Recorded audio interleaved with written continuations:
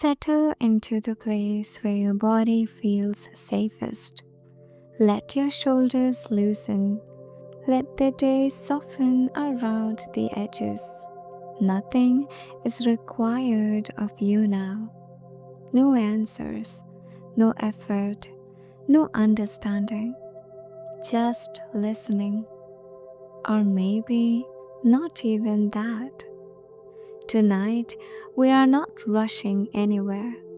We are simply drifting towards something your mind already knows how to do. Sleep. As your eyes close, the outside world begins to dim. The room doesn't disappear, it fades. Sounds become distant, like echoes underwater. Your brain notices this change immediately. It has spent all day facing outward, measuring light, tracking movement, decoding voices, solving problems.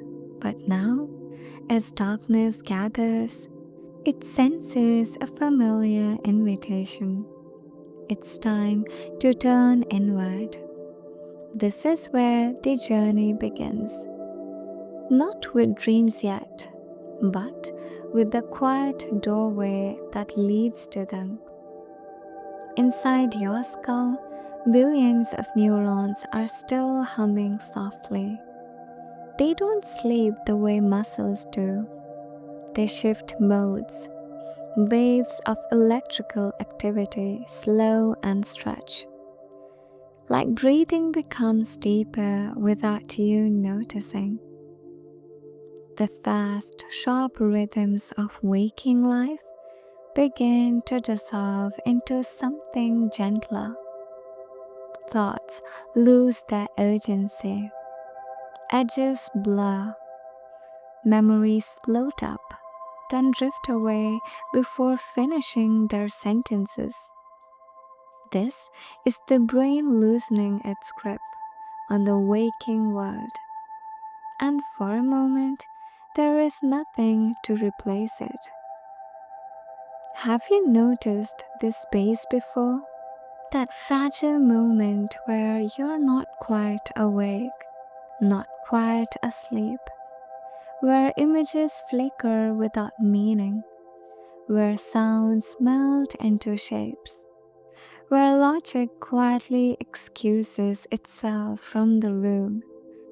This is not malfunction, it's not randomness, it's preparation. Because your brain is about to do something extraordinary.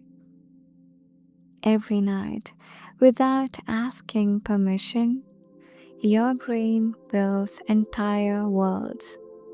Not vague impressions, but landscapes with depth, stories with emotion, people who feel real enough to miss when you wake.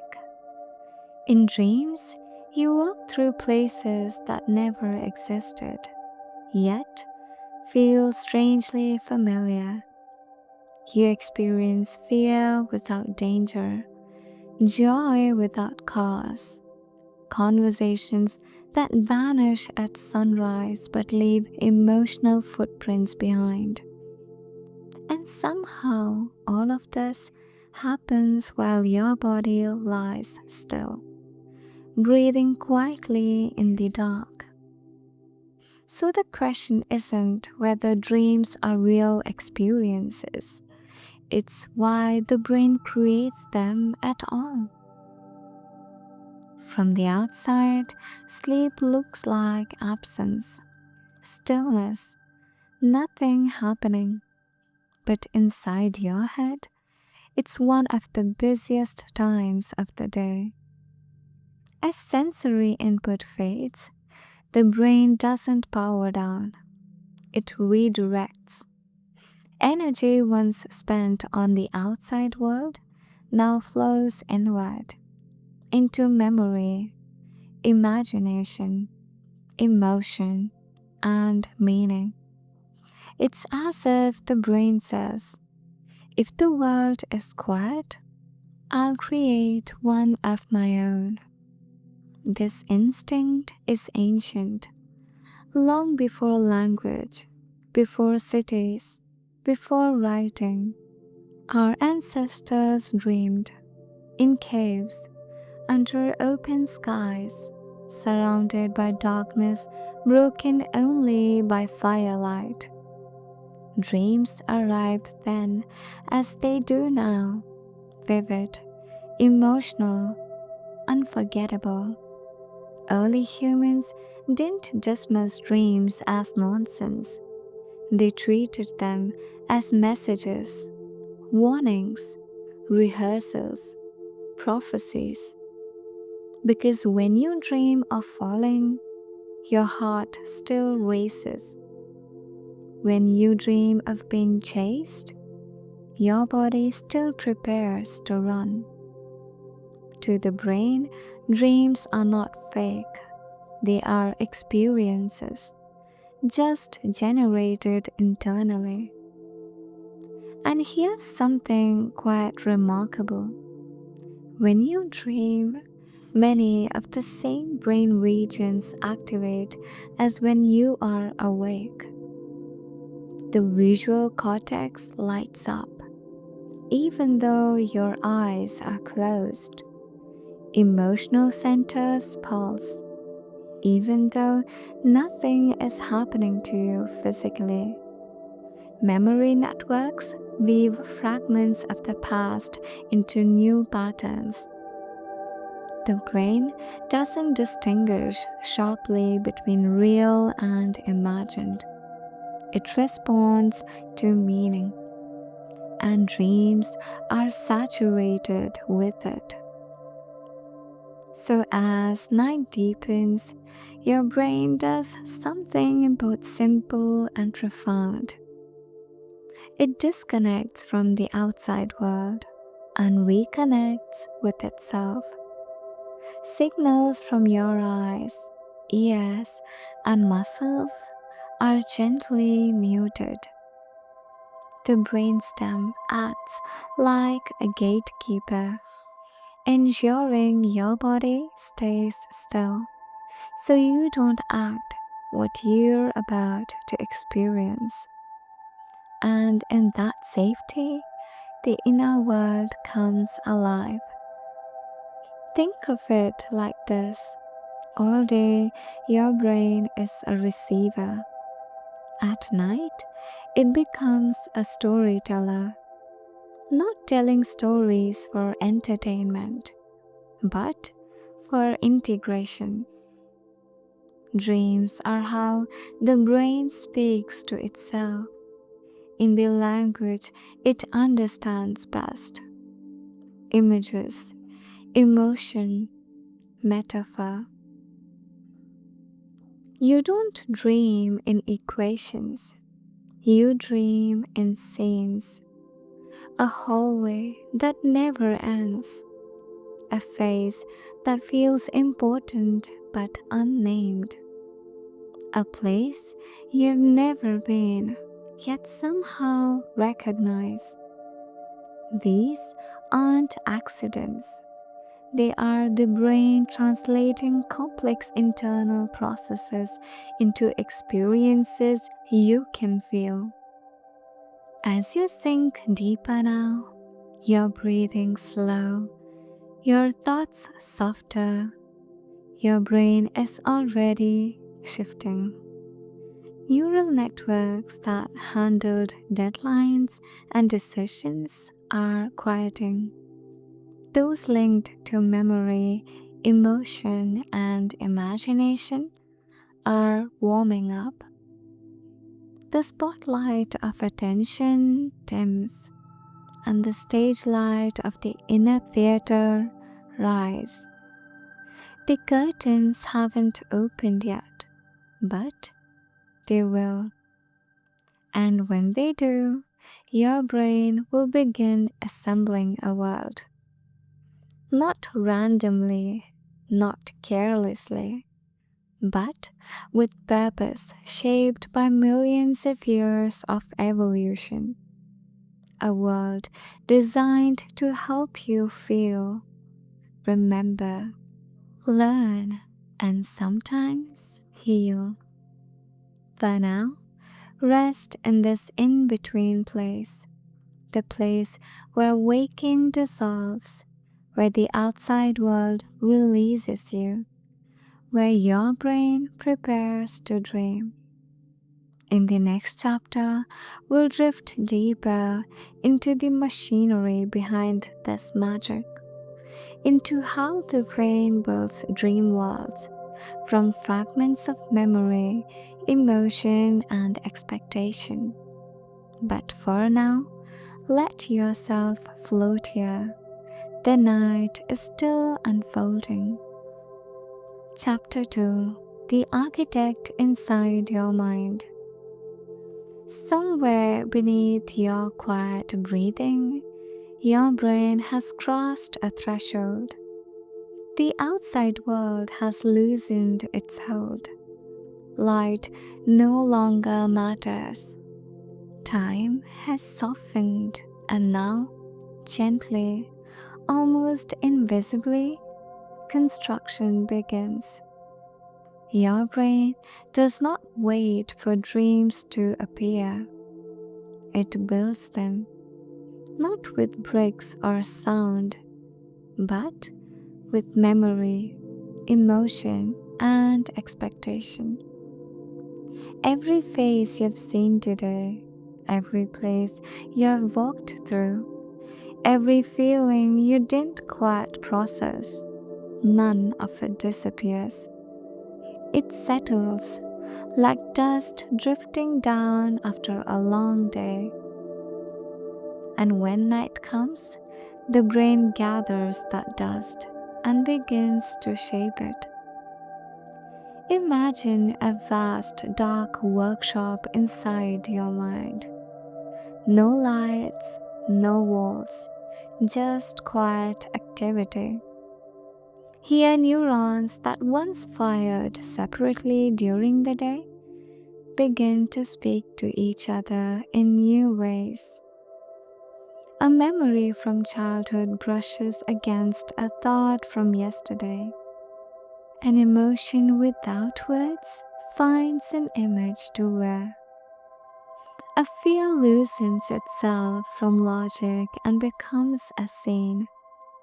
This is how dreams are born, not as stories at first, but as connections.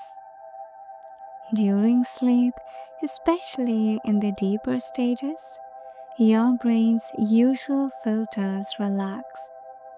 The strict rules that govern waking thought, this makes sense, that doesn't, this belongs here, that belongs there, they soften.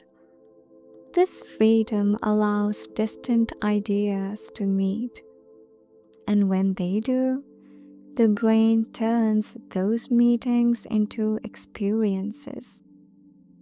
This is why dreams feel symbolic, why a locked door can carry anxiety, why flying can feel like relief, why being late can feel like shame, even when nothing is at stake. Your brain isn't trying to confuse you, it's translating. The dreaming brain speaks a different language, not words, not numbers. It speaks in emotion driven imagery, a language older than speech. Deep inside, a small region of your brain called the amygdala becomes specially active during dreams. This area is deeply tied to emotion, fear, desire, attachment, agency. At the same time, regions responsible for logical self control grow quieter. So emotion leads and logic follows from a distance. This is why dreams can feel intense, vivid, sometimes overwhelming, not because they are chaotic, but because they are honest. During the day, you filter yourself constantly. You soften reactions. You postpone feelings. You say, I'll deal with this later. At night, the brain finally has space, and dreams become the place where postponed emotions find movement. But there's something remarkable. Even in this emotional freedom, dreams are not random. They are organized around themes. The brain returns to what matters: unresolved tension, learning still in progress, memories still finding their place. Your dreams are not predicting the future, they are organizing the past. Think of the brain like a librarian. All day long, experiences are dropped at the door. Some are clear and labeled, others are messy, emotional, unfinished. At night, the librarian finally has time, so it sorts. But instead of filing silently, it plays with the material. It simulates, recombines, tests outcomes in a safe internal space. This is what dream worlds offer. In dreams, the brain can explore danger without risk, rehearse conversations without consequence, revisit memories without being overwhelmed. It's emotional training wrapped in story. That's why places repeat in dreams, why certain dream settings feel familiar, even if they don't exist in waking life. Your brain builds default landscapes, internal maps where it knows how things feel. A school hallway, a childhood home, an endless road, a strange city that somehow feels known. These places are emotional containers. They allow the brain to focus on feeling rather than navigation. And time behaves differently here. Minutes stretch into hours. Years collapse into moments because the dreaming brain is no longer anchored to clocks. It measures time in experience, not seconds. As dreams deepen, especially during REM sleep, the brain becomes fully immersed in its own creation. Your senses are internally generated now. Sight without eyes, sound without ears, movement without muscles. The brain is both the stage and the audience, and yet you rarely question it. You accept the dream world as real because the same neural machinery that convinces you of waking reality is active here too. Belief isn't switched off, it's redirected. That's why dreams can feel so convincing. Why don't you ask, how am I flying? Why don't you question the impossible? In dreams, the brain doesn't demand explanations. It demands coherence of feeling. If it feels right, it is right. And slowly, gently, as scenes unfold, the brain learns. Not consciously, not deliberately, but deeply. Connections strengthen, emotional weights adjust, memories settle into place. You wake up feeling different, even if you don't remember why. Right now, as you rest here, your own brain knows this process intimately. It has done it every night of your life, built words, tested feelings, sorted experiences, all while you slept. In the next chapter, we'll drift into one of the most mysterious questions of all. Why some dreams stay with us while others vanish before morning? Why your brain chooses to remember certain dream words and gently erases the rest. But for now, let the architect work. You don't need to watch. Just rest inside the world being built for you. Chapter 3: Why Some Dreams Fade and Others Stay.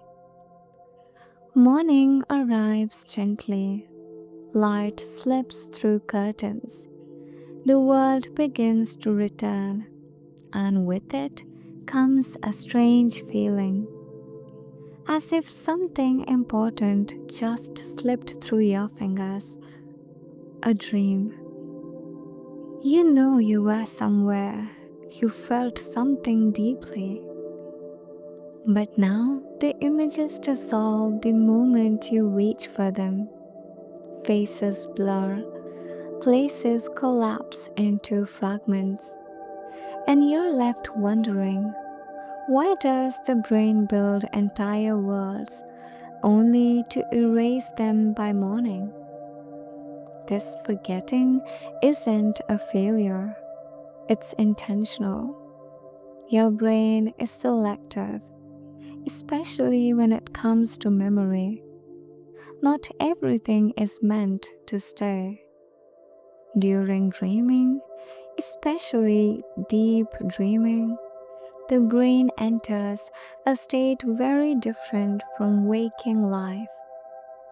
The systems responsible for forming long term memories, the ones that say, "This matters, store this," are quieter.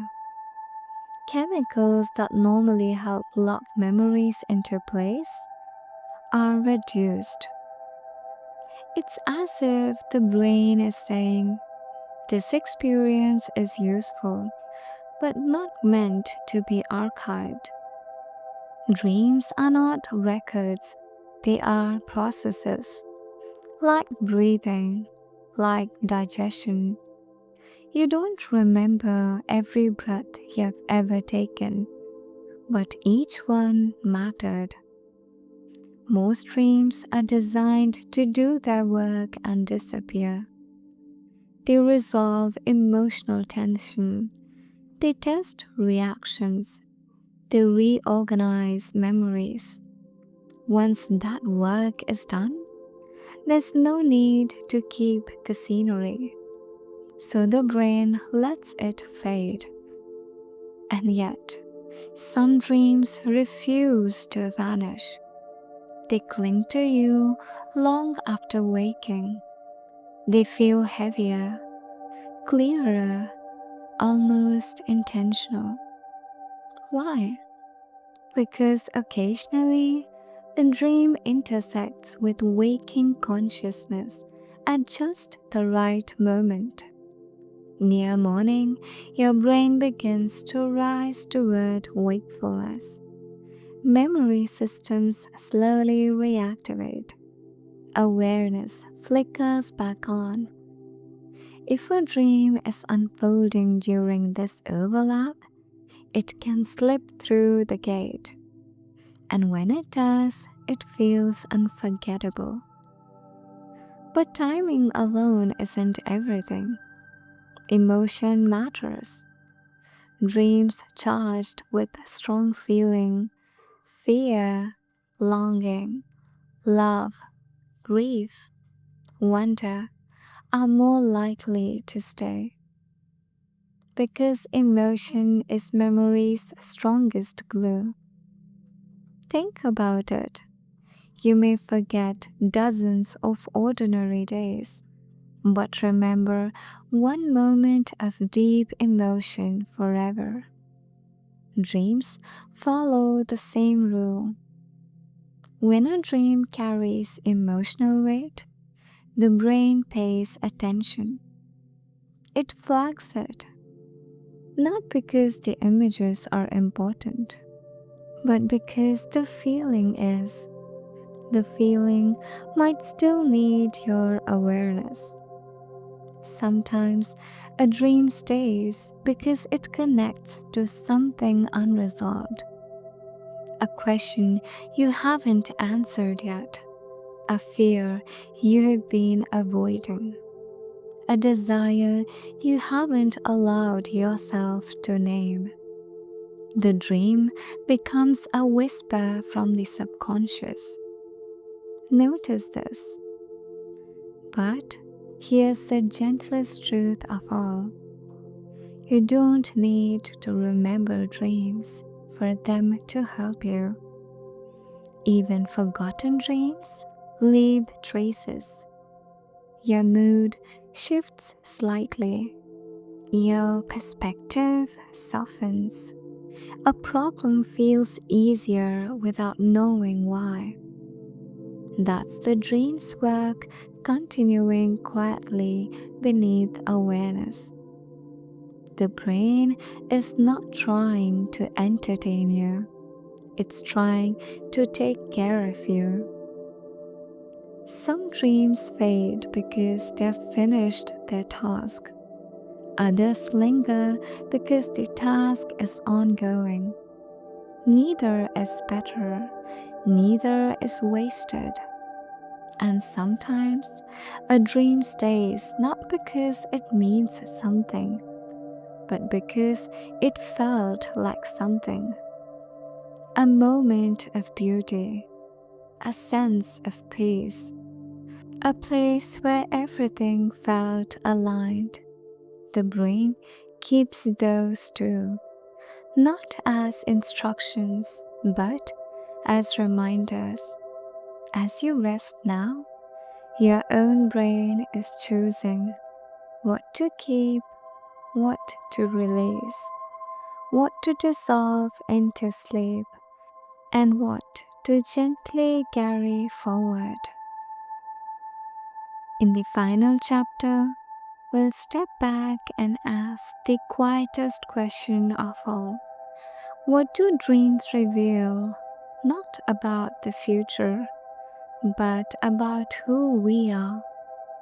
Why the brain continues to dream night after night, even when survival no longer demands it. Chapter 4: The Quiet Purpose of Dreaming.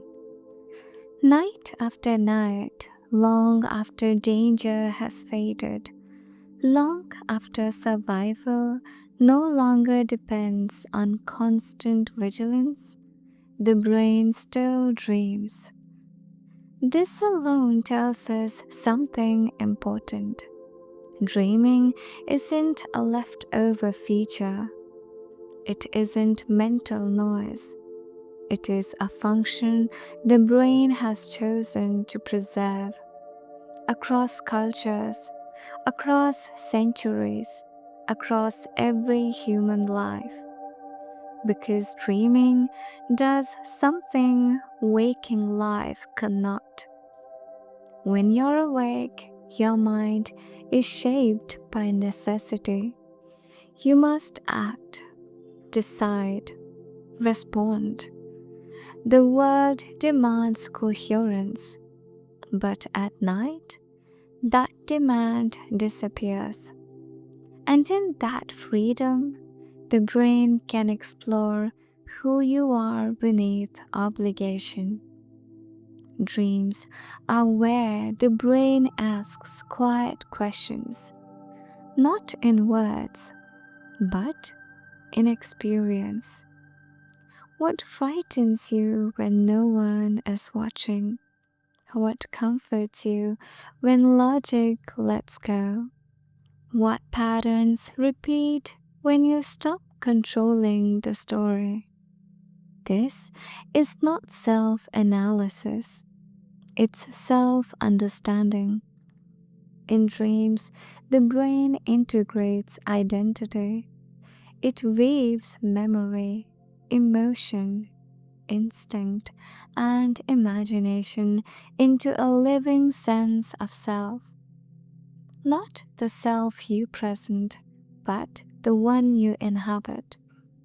This is why dreams feel personal, even when they borrow faces and places from the world. They are never really about those things. They are about you, how you feel, how you adapt, how you process being alive. The brain creates dream worlds because it needs a place to simulate meaning, a place where fear can be felt safely, where desire can be explored without consequence, where loss can be rehearsed gently, where hope can exist without explanation. And maybe most importantly, dreams allow the brain to rest from certainty. In waking life, you must know, you must define, categorize, explain. But in dreams, ambiguity is allowed. Contradictions coexist. Impossible things feel natural. Questions don't demand answers. This looseness is not weakness, it's psychological flexibility. Dreaming keeps the mind adaptable. It prevents thought from becoming rigid. It keeps creativity alive. It allows emotional balance to recalibrate.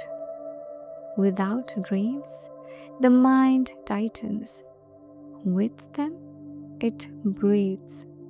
And sometimes, in the quietest moments of dreaming, the brain does something even more subtle. It reconnects you to wonder, a floating sensation, a vast landscape, a feeling of being part of something larger. These moments aren't spiritual messages, they are neurological experiences of scale and connection. The brain reminding itself, you are not only a problem solver, you are also a participant in something vast. This may be why dreams often feel meaningful, even when they make no sense. Meaning doesn't always come from logic. Sometimes it comes from feeling oriented again. As morning approaches, the dream world begins to dissolve. Not abruptly, gently, like mist lifting from a field. The brain releases you back into waking reality, not unchanged, but subtly adjusted. Emotions slightly lighter, memories slightly reordered, perspective slightly softened. You may never know exactly how, but the effect remains. Tonight, as you rest now, Your brain is doing what it has always done, creating worlds not to escape reality, but to understand it. Dreams are not distractions from life, they are life processed in the quiet language of night.